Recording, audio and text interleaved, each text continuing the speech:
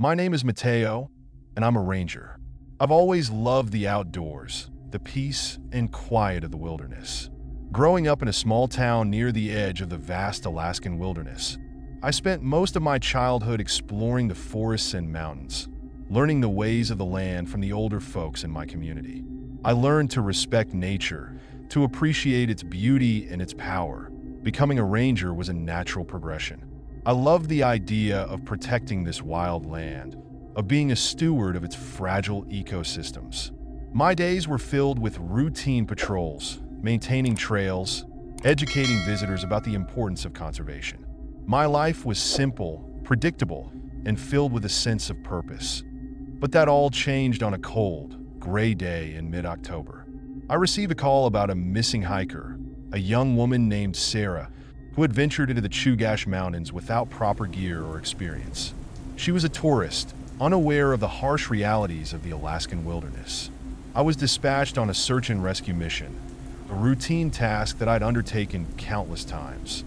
However, there was a sense of foreboding that settled over me as I prepared for the mission. The sky was a dull gray, the air heavy with the scent of damp earth and pine needles. The usual sounds of the forest, the bird song, the rustling of leaves, were muted, replaced by an unnerving silence. A feeling of dread washed over me, a premonition that this mission would be anything but routine.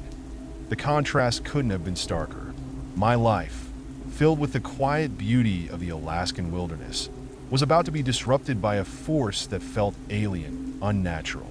Sarah, with her naive optimism and her lack of experience, represented the fragility of human life in the face of nature's raw power. I, on the other hand, was grounded, experienced, acutely aware of the dangers that lurked beneath the surface of this seemingly peaceful landscape. The deeper I ventured into the Chugach Mountains, the more unsettling the silence became. The usual sounds of the forest faded, replaced by an eerie stillness that pressed upon me like a heavy blanket. The trees seemed to lean in, their branches like skeletal fingers reaching out in a silent thread. A faint metallic scent lingered in the air, a grim reminder of the potential dangers that awaited as I followed Sarah's trail.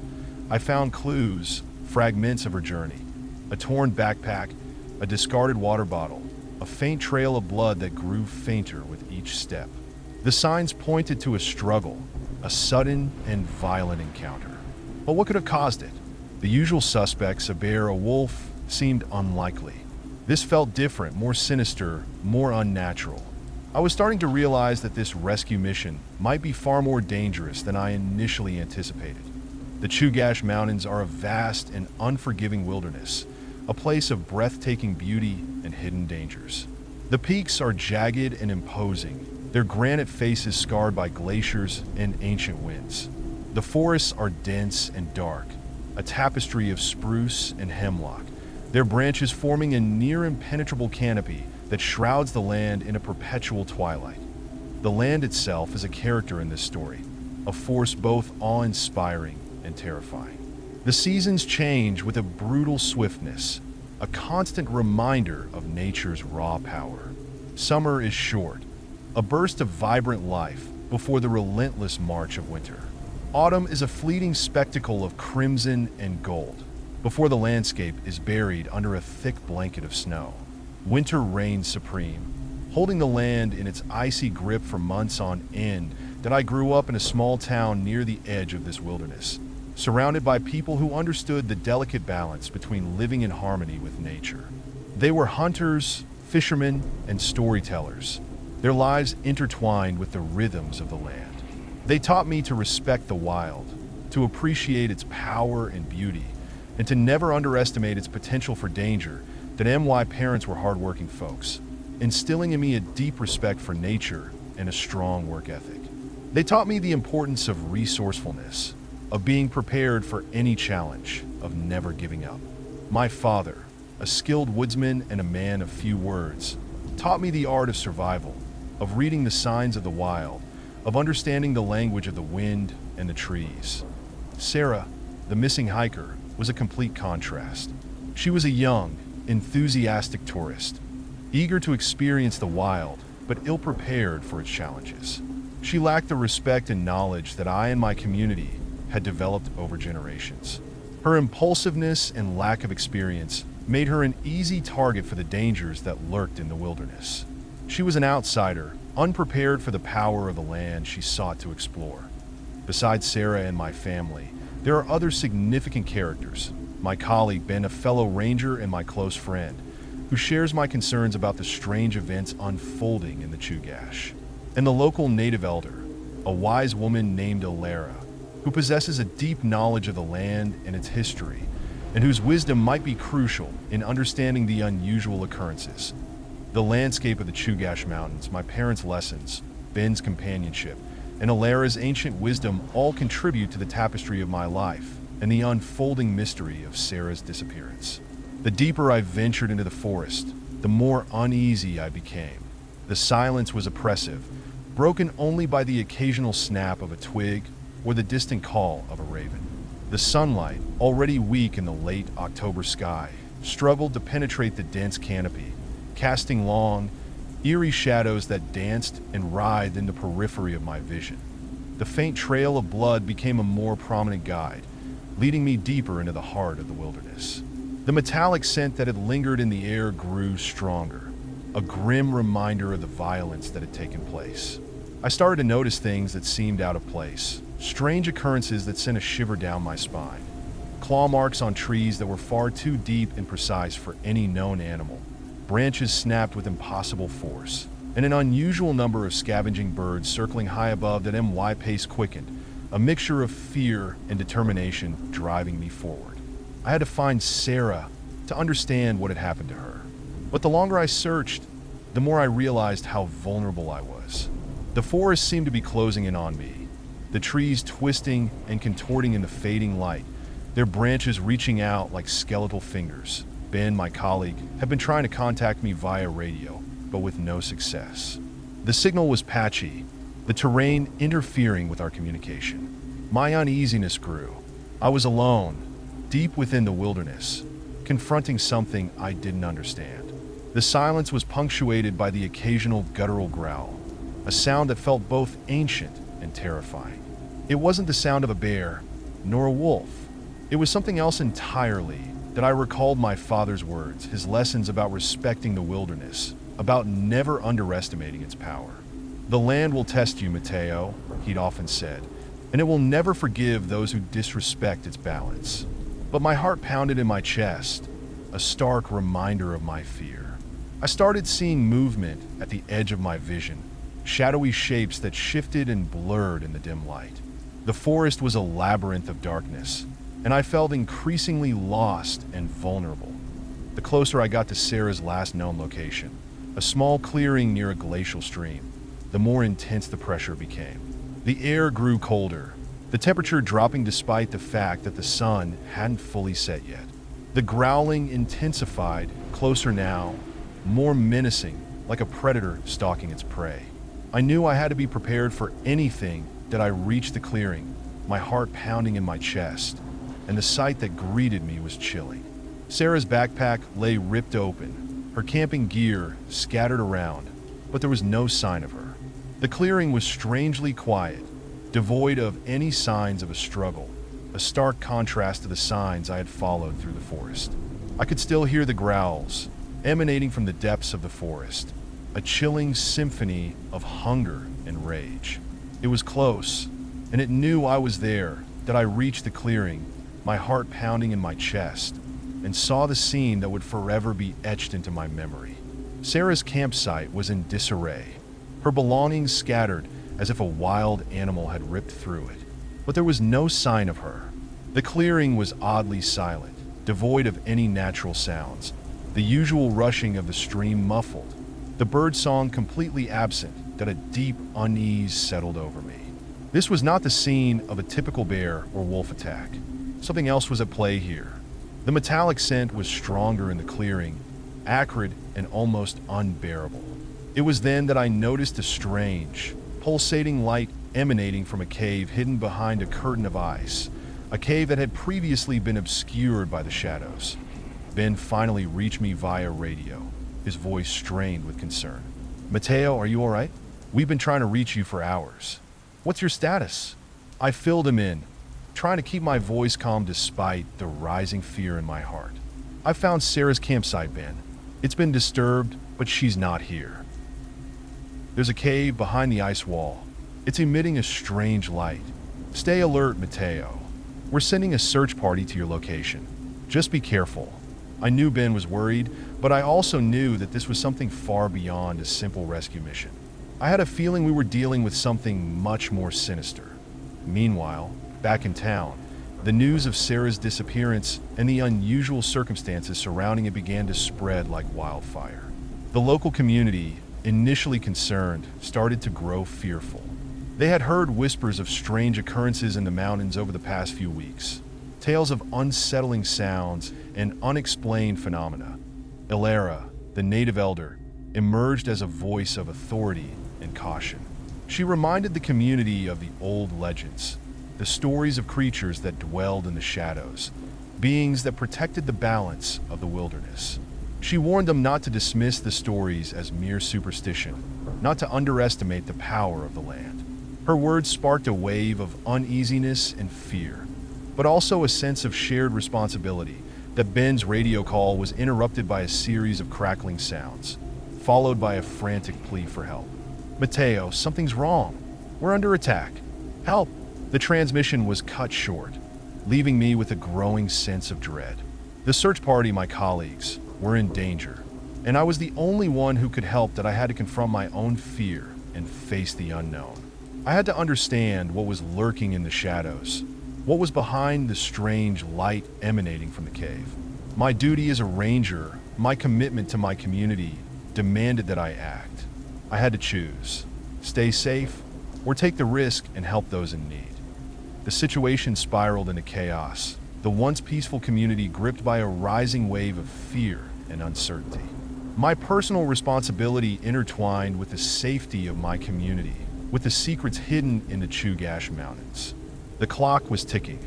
Driven by a mixture of fear and duty, I cautiously approached the cave.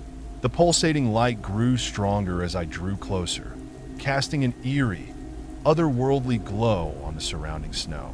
The air grew cold, a biting chill that seemed to seep into my bones. The metallic scent intensified, becoming almost unbearable. That I entered the cave, my flashlight beam cutting through the darkness, revealing a cavernous space filled with strange, bioluminescent fungi that pulsed with an inner light. The walls of the cave were covered in ancient carvings, depicting scenes of a terrifying creature, a monstrous being with sharp claws, glowing eyes, and a grotesque, elongated snout. The carvings told a story, a chilling narrative of a creature known as the Glacier Wraith, a powerful entity that had once ruled the Chugach Mountains, a being that maintained the balance of the ecosystem. The carvings showed that the Wraith was angered by human intrusion, by the disruption of the natural order. They revealed that the Wraith had been dormant for centuries, its anger suppressed by ancient rituals, but now it was awake. The realization hit me like a ton of bricks. The Wraith, not a bear or a wolf, was the source of the strange phenomena, the cause of Sarah's disappearance and Ben's distress call. I understood why the creature was so enraged, so protective of its territory. But there was something else, something more sinister in the carvings. It depicted not just the Wraith, but a dark entity that manipulated and fueled its rage, an ancient force of pure darkness. The Wraith was a tool, a weapon in the hands of something far more powerful. This discovery shattered my understanding of the situation. The threat was far greater than I could have ever imagined. It wasn't just a creature of the wild. It was part of a sinister, ancient power that was now unleashed upon the land.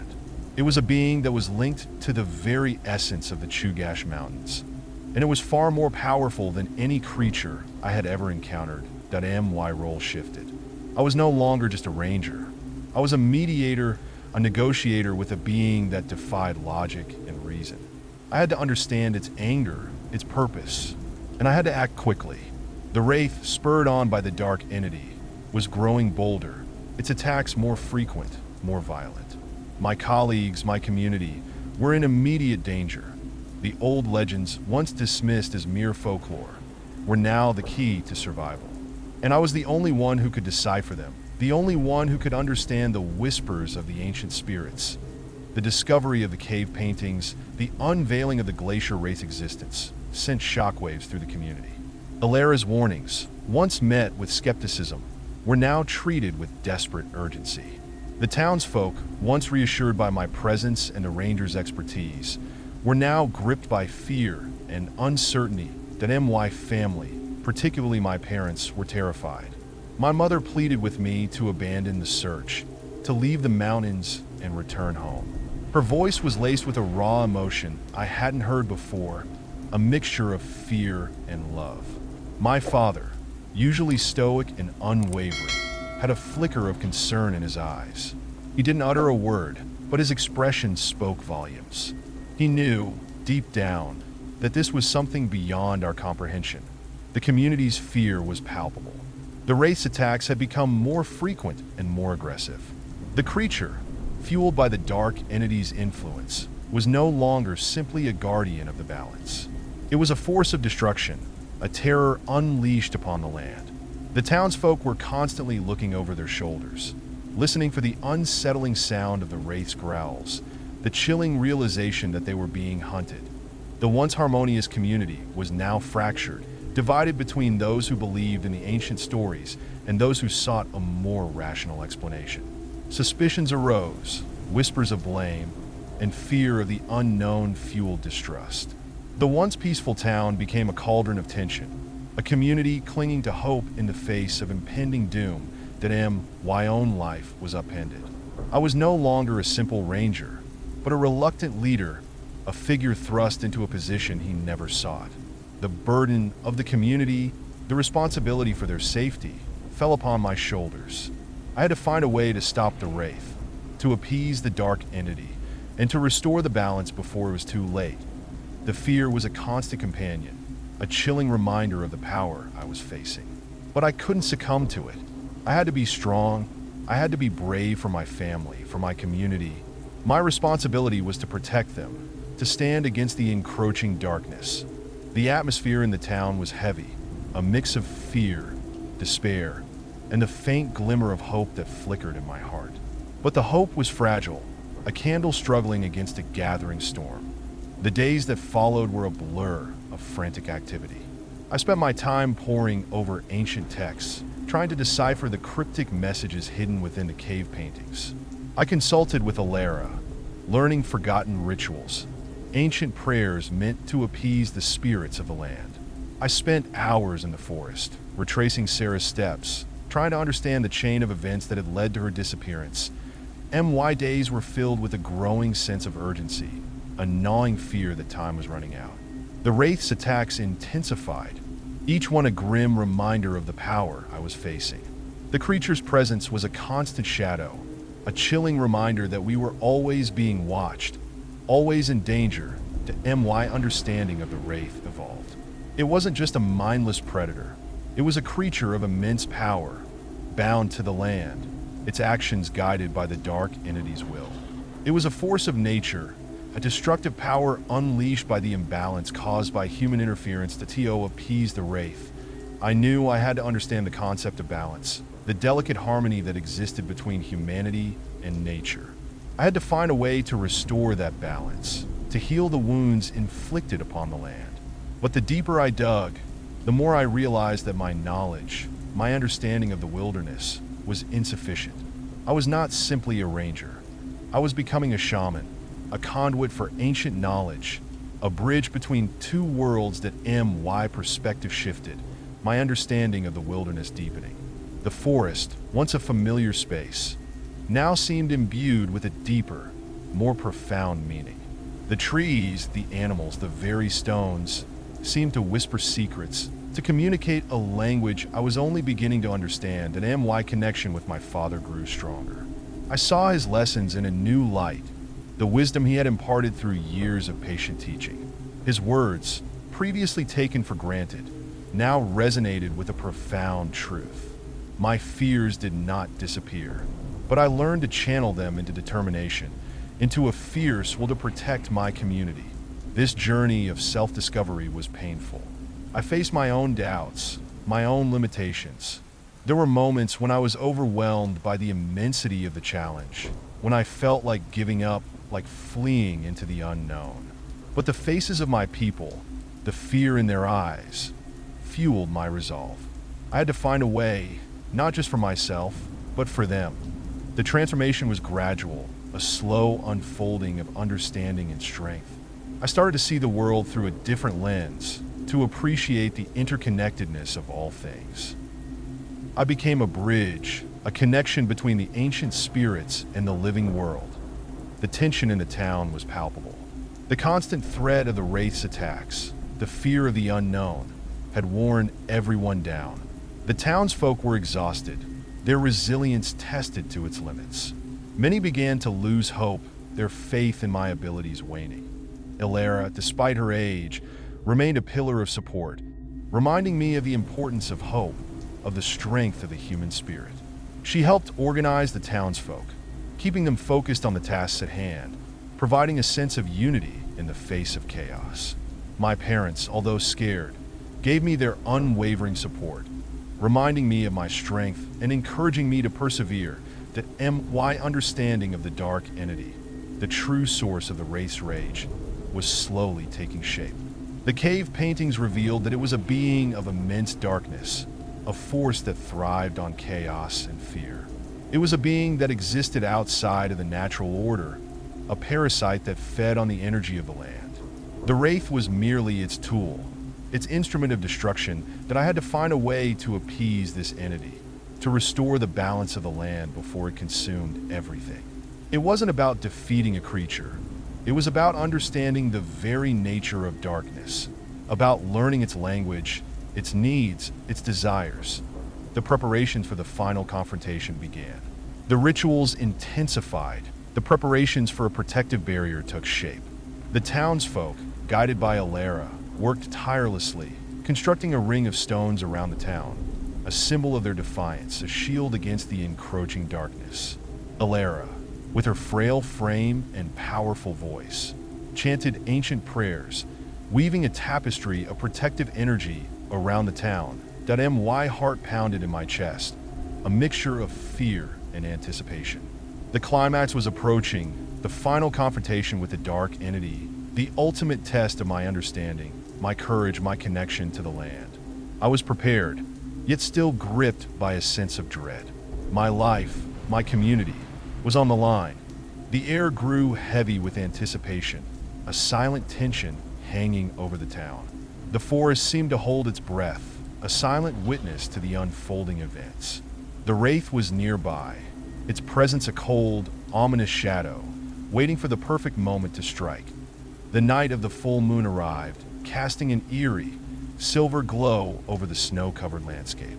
The air was still, the silence broken only by the distant howling of wolves, a symphony of the wild, a counterpoint to the growing tension in the town. The townsfolk huddled together, their faces illuminated by the flickering light of torches, their eyes filled with a mixture of fear and determination. The Wraith emerged from the darkness, its form monstrous and terrifying. Its skin was slick and gray, its eyes glowing with an unnatural light.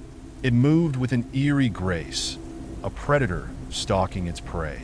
The creature's guttural growls echoed through the night, a chilling sound that sent shivers down our spines. That I stood in the center of the protective circle, my heart pounding in my chest.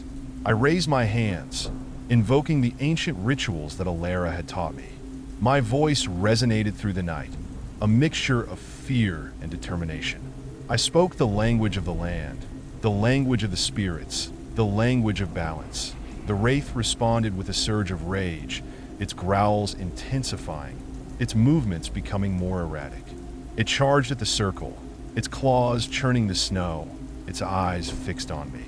The townsfolk held their breath, their fear palpable. That I focused on the dark entity, the true source of the Wraith's rage. I felt its presence, a chilling coldness that seeped into my bones. I understood its hunger, its need for chaos and destruction. I understood its connection to the imbalance caused by human interference. Then I did something unexpected.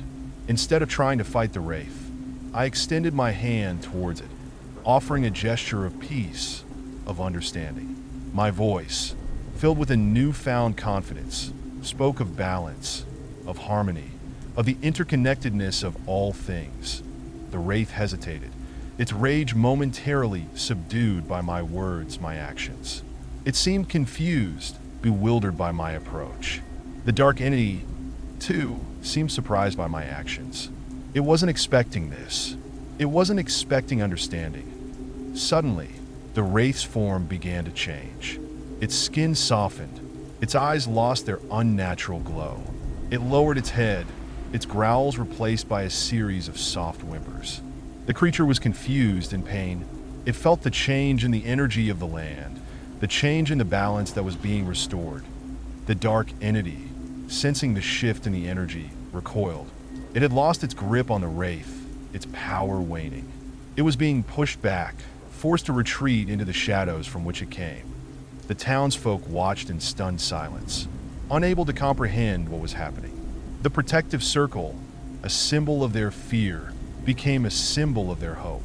The wraith, the creature of destruction, was now a creature of peace. The land was healing that I had not defeated the wraith. I had understood it. I had restored the balance. My understanding of the land, of the interconnectedness of all things, had saved the town. I had grown, evolved, becoming more than a ranger. I had become a guardian of the land, a protector of the balance. The climax wasn't a violent confrontation, but a realization, a moment of understanding. It was a testament to the power of empathy, the power of respect for nature, and the resilience of the human spirit. The aftermath of the climax was a time of healing, both for the land and for the people. The wraith, no longer fueled by the dark entity's influence, retreated back into the depths of the wilderness, becoming once again a guardian of the balance. The forest, wounded by the creature's rampage, began to regenerate, its wounds slowly healing under the gentle touch of nature. The townsfolk, initially stunned by the events, gradually emerged from their fear. The protective circle, once a symbol of their desperation, became a symbol of their resilience, a reminder of their unity and their ability to overcome adversity. The town returned to a semblance of its former peace, the air filled with a newfound appreciation for the fragile harmony of the natural world that my role within the community shifted. I was no longer just a ranger. I was a respected leader, a guardian of the land, someone who had demonstrated the power of understanding and respect. I became a storyteller, passing on the lessons I had learned, reminding the townsfolk of their connection to the land and the importance of maintaining the balance that my relationship with my parents deepened. They saw the man I had become, the strength I had developed, the wisdom I had gained. They understood the profound impact the experience had had on me, the way it had shaped my understanding of the world. Their eyes, usually filled with worry, now held a hint of pride and a glimmer of relief. Ilara, the elder, became my mentor, my guide in the ways of the ancient spirits.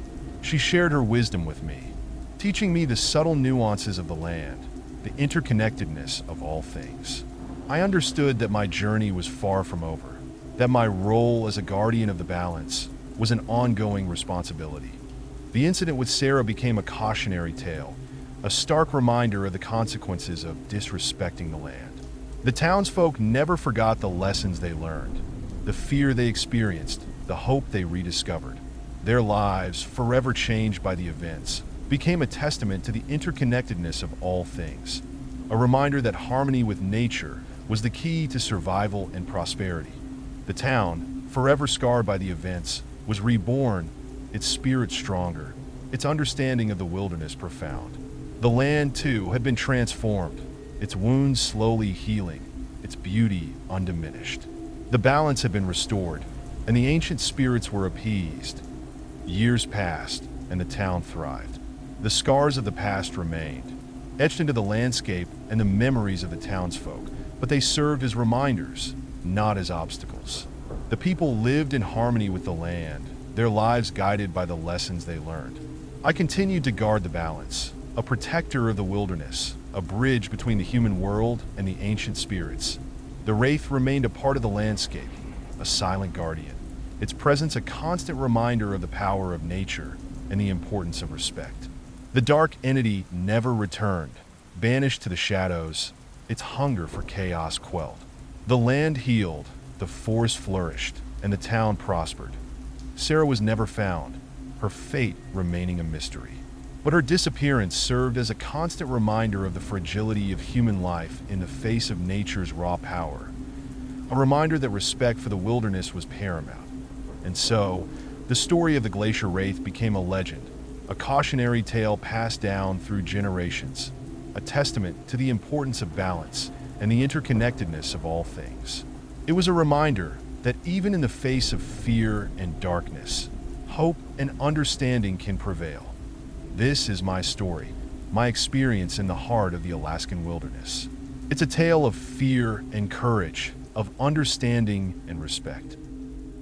It's a reminder that nature is a force to be revered, not conquered, that I hope my story has made you think about your relationship with the natural world. Have you ever felt a sense of awe and wonder in the face of nature's power? Have you ever felt a deep connection to the land? Share your thoughts in the comments below. Let's discuss the importance of protecting our environment, respecting the delicate balance of ecosystems, and understanding the power of the wild. And don't forget to click the link below to see the next story or the next video. You might be surprised what wonders and terrors the world holds. Click here to discover more stories of survival, mystery, and the untamed wilderness. Exploring the world can be scary and dangerous, but it can also be the most beautiful experience of your life. Don't let fear stop you from discovering all that the world has to offer.